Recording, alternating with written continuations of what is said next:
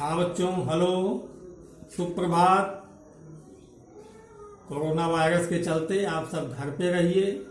हमारे इस वीडियो को देखिए, लाइक कीजिए, सब्सक्राइब कीजिए और मन लगा के वीडियो को समझिए, पढ़िए। ये कक्षा 10 के विद्यार्थियों के लिए है हिंदी। देखो, हिंदी में कक्षा 10 में सबसे पहले कवि हैं सूरदास जी। तो सूरदास जी का जीवन परिचय पहले आपको पढ़ना है, देखना है। सूरदास का जन्म 1478 ईस्वी को हुआ था और जन्म स्थान इनका है रुनकता नामक गांव में हुआ था। मृत्यु इनकी 1583 ईस्वी में हुई। ब्रज भाषा के कवि हैं, अष्टछाप के कवि हैं, भक्तिकाल के हैं और इनकी सबसे प्रमुख रचना है सूरसागर। इसके अलावा साहित्य लहरी है, सूरसारावली, ये सब इनकी रचनाएं हैं। भक्तिकाल के कवि हैं, सगुण भक्ति धारा के कवि हैं और उसमें भी कृष्ण भक्ति शाखा के कवि हैं। प्रमुख कवि यही है कृष्ण भक्ति शाखा। इनसे बढ़िया बाल लीला का वर्णन कोई कवि नहीं कर पाया है। कृष्ण बाल लीला का ही वर्णन आपके कोर्स में भी है। पहला पद इनका हम पढ़ते हैं। पहला पद है, चरण कमल बंदों हरिराई, जाकी कृपा पंग विरलंघ है, अंधे को सब कुछ दर्शाई।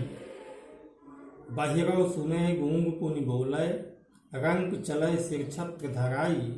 सूरदास स्वामी करुणामय, बार बार बंदों की आई।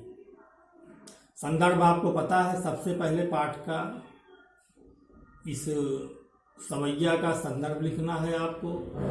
प्रस्तुत पद्य हमारी पाठ्य पुस्तक काव्य संकलन के पद नामक, सूरदास के पद नामक पाठ से लिया गया है। इसके रचयिता भक्तिकाल के शिरोमणि कवि महाकवि सूरदास जी हैं। इसके बाद प्रसंग आता है। प्रसंग में आपको लिखना है, प्रस्तुत पंक्तियों में कवि सूरदास जी अपने इष्ट श्री कृष्ण के कमलवत चरणों की वंदना इस प्रकार से करते हैं।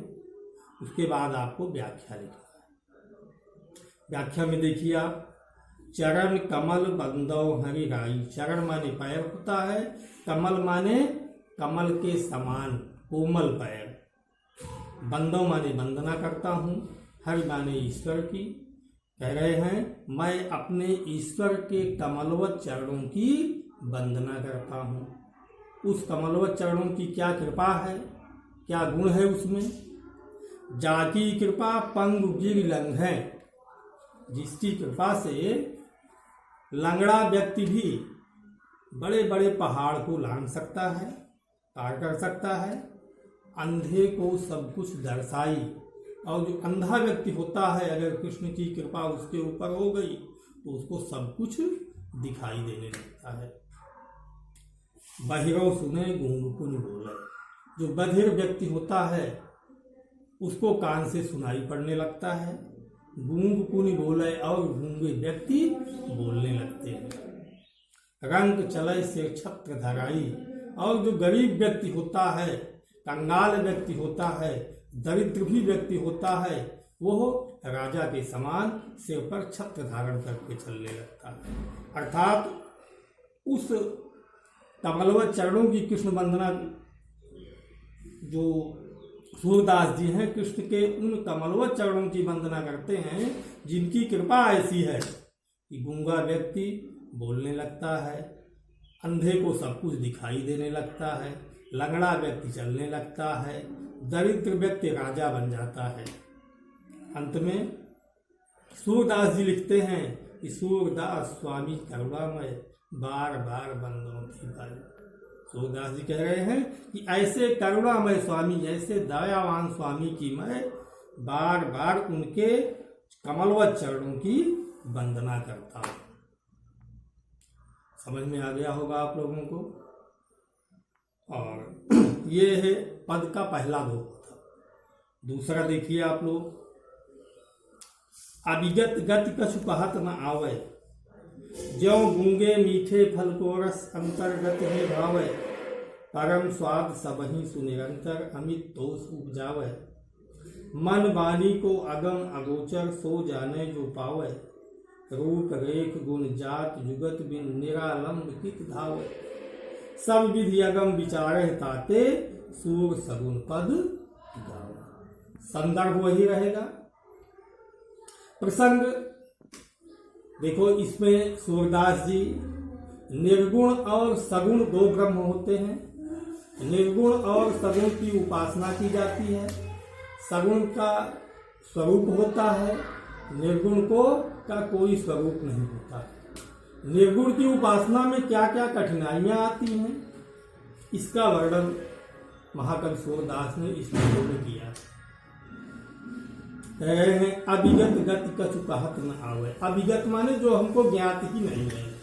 अभिगत अज्ञात, अज्ञात माने निर्गुण। अभिगत गति कछु कहत न आवे। निर्गुण की क्या स्थिति होती है उसको हमारे मुंह से अर्थात हमसे कहते हुए नहीं बनता है। ज्यों गूंगे मीठे फल का रस अंतर्गत ही भावै। जैसे कोई गूंगा व्यक्ति हो, उसको मीठा फल दे दिया जाए और उसको खाने के बाद उससे पूछा जाए कि इसका स्वाद कैसा है, उस स्वाद का वर्णन वो नहीं कर सकता है। केवल अंतरात्मा में उसका उस स्वाद का आनंद वो ले सकता है।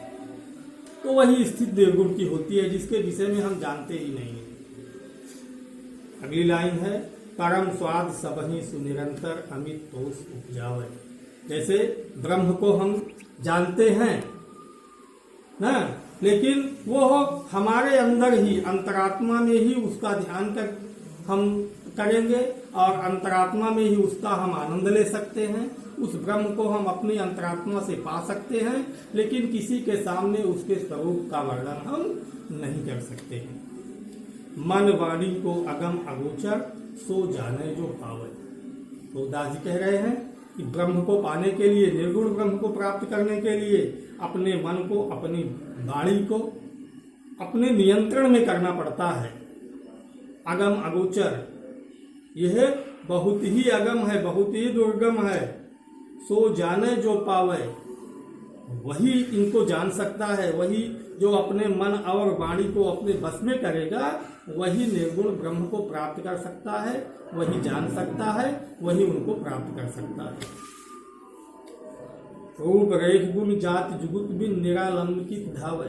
सूरदास जी कह रहे हैं जब ऐसी स्थिति है, निर्गुण ब्रह्म को पाने में इतनी बड़ी कठिनाई है, तो कह रहे हैं जिसका न कोई रूप है, न कोई रेख है, न कोई गुण है, न कोई जाति है, न कोई युक्ति है, जिसके विषय में हम कुछ जानते ही नहीं हैं, तो ऐसे निरालंब कित धावै, ऐसे निर्गुण के पीछे हम क्यों दौड़े। सब विधि अगम विचार ताते, सूर सगुन पर गावै। तुम्हें सूरदास जी कहते हैं इसलिए हर तरह से हमने सोच विचार कर लिया है। सब विधि अगम विचार है, पूरी तरह से, अच्छी तरह से हमने हर तरह से सोच विचार लिया है, हर विधि से तातय, इसीलिए सूर सगुण पद गावे। सूरदास जी कहते हैं इसीलिए सूरदास जी सगुण के पद को गाते हैं, अर्थात साकार ब्रह्म की उपासना करते हैं, अर्थात कृष्ण की उपासना करते हैं। इस तरह से आप लोगों को समझ में आ गया होगा। और अगला वीडियो हम फिर आपको भेजेंगे। आप लोग इस वीडियो को लाइक कीजिए, सब्सक्राइब कीजिए।